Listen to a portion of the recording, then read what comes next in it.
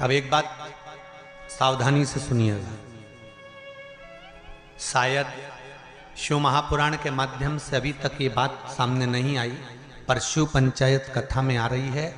जितने आस्था चैनल पर कथा सुन रहे हो, जितने फेसबुक और यूट्यूब पर सुन रहे हो, और जितने इस छत्तीसगढ़ की पावन धरा पर बैठकर सुन रहे हो, बहुत सावधानी से सुनना। एक प्रश्न हमारे भीतर खड़ा होता है, जब हम सूर्य नारायण भगवान को अर्घ देते हैं, जल चढ़ाते हैं, तो वो जल पृथ्वी पर जब गिरता है तो उसके छींटे हमारे शरीर पर लगते हैं। क्या वो ठीक है? क्या वो श्रेष्ठ है? तो शिव महापुराण की कथा कहती है, जब हम सूर्य को अर्घ देते हैं, सूर्य को जल चढ़ाते हैं, वो पानी जब पृथ्वी पर गिरता है, उसके छींटे हमारे शरीर पर लगते हैं, तो वो श्रेष्ठता का भाव निर्मित करते हैं। वो गलत नहीं हो सकता। कारण अब वो भी समझ लीजिए।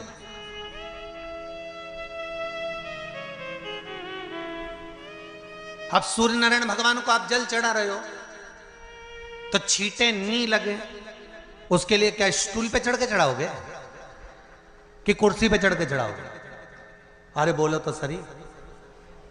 अब कई लोगों के दिमाग में यह बात भरा गई कि हम भगवान को जल चढ़ाते हैं, वो हमारे शरीर में छींटे लगते हैं, जमीन पे से पानी गिरता है, वो हमारे शरीर को छींटे लगते हैं, भगवान को अच्छा नहीं लगता होगा। कौन ने कहा? पहले तो उसको पकड़ के ला।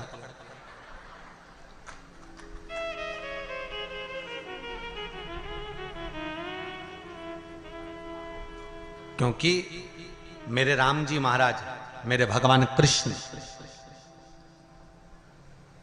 बड़े बड़े संत, साधु, सन्यासी, तपस्वी, साधक, उपासक जितने भी हुए, जिन्होंने सूर्य की आराधना करी, इन्होंने टेबल पे चढ़कर या कुर्सी पे चढ़कर जल नहीं चढ़ाया। इन्होंने पृथ्वी पर खड़े होकर ही, क्योंकि पृथ्वी तत्व के देव हैं शिव।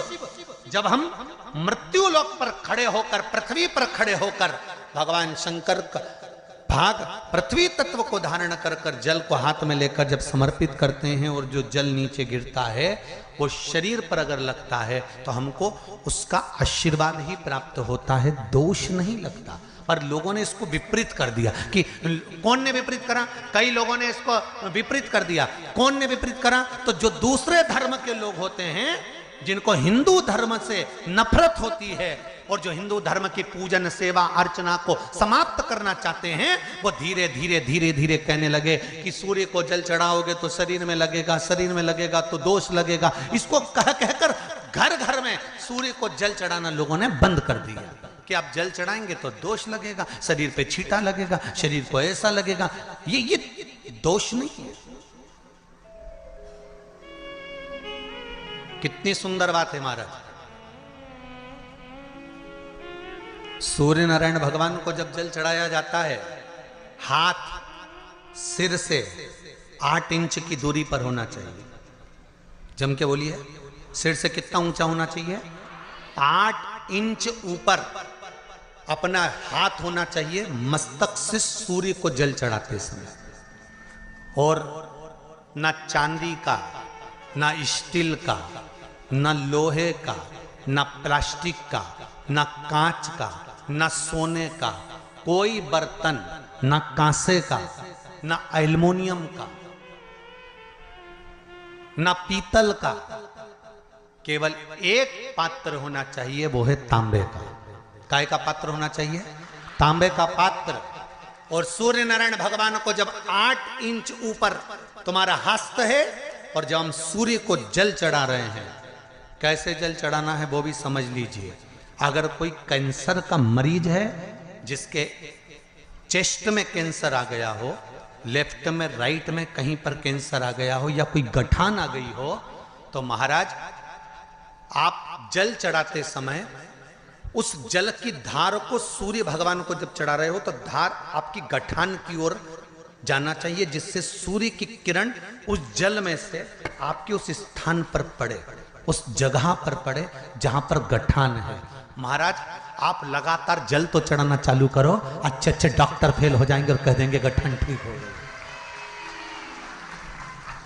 आपका लीवर और किडनी गड़बड़ कर रहा है, आप प्रतिदिन आपका स्वास्थ्य गड़बड़ रहता है, आप प्रतिदिन ये ज्योतिष शास्त्र के अंतर्गत, रत्न शास्त्र के अंतर्गत ये रत्न शास्त्र, ज्योतिष शास्त्र, रंग शास्त्र जो हमारे यहाँ है, रंगों के हिसाब से ये जितने रत्न होते हैं, माणिक हुआ, मोती हुआ, नीलम हुआ, मूंगा हुआ, पुखराज हुआ, ये क्यों कहते हैं ये पीला है, ये सफेद है, ये नीला है, ये लाल है, इसको शरीर में क्यों पहनाते हैं? उसका कारण होता है कि जब शरीर में पहनते हैं, सूर्य की किरण उसमें पड़ती है, हमारे शरीर पर वो कलर का इफेक्ट पड़ता है, उस कलर को शरीर पर लगता है, और शरीर पर लगता है तो हमारा शरीर धीरे धीरे, हमारी जो इंद्रियां हैं वो सही होने लगती हैं, काम सही होने लगता है। तो आप कहते हो ना सब, मैं कौन सा नक पहनूं, मैं कौन सा मोती पहनूं, मैं कौन सा पुखराज पहनूं, मैं कौन सा नीलम पहनूं, वो ज्योतिष शास्त्र के अंतर्गत, रत्न शास्त्र के अंतर्गत जितने रत्न हम पहनते हैं, ये केवल उस किरण के लिए ही तो पहनते हैं कि जो सूर्य की किरण मिले, उस किरण का प्रभाव हमारे शरीर पर पड़े।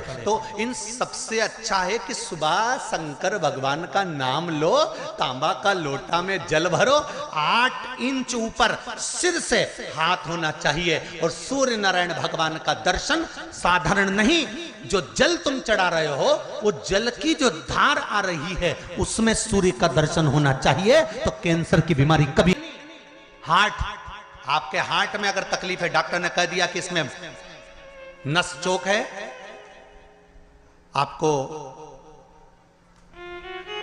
कहीं ना कहीं छल्ला डलेगा, आपको कह दिया इसमें कुछ ना कुछ प्रॉब्लम आ रही है, आप सूर्य को अर्घ देना चालू कर दो, सूर्य को जल चढ़ाना चालू कर दीजिए। आप सूर्य को जल चढ़ाओ, वो जल की जो तरंग आ रही है, वो जल जो निकल कर जा रहा है, उसकी जो किरण आपके हृदय पर, आपकी छाती पर पड़ रही है, नाड़ियों में पड़ रही है, नसों में पड़ रही है, उसका बल देखो तो शरीर 1 महीना लगातार चढ़ाओ, तो 15 दिन 20 दिन कर तो देखो।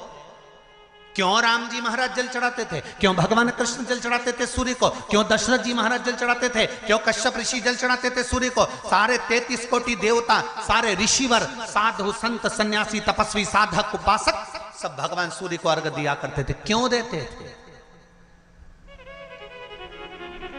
किस लिए?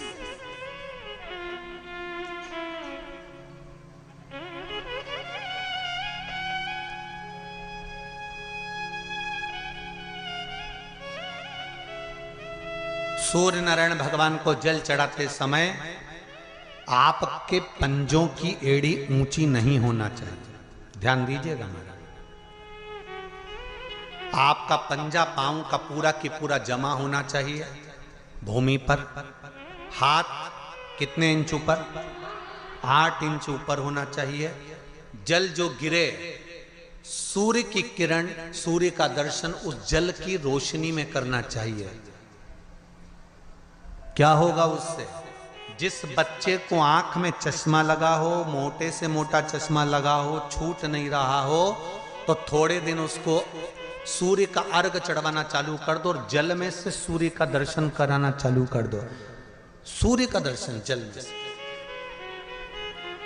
2 महीना 2.5 महीना बहुत है, आंख की रोशनी बढ़ जाएगी।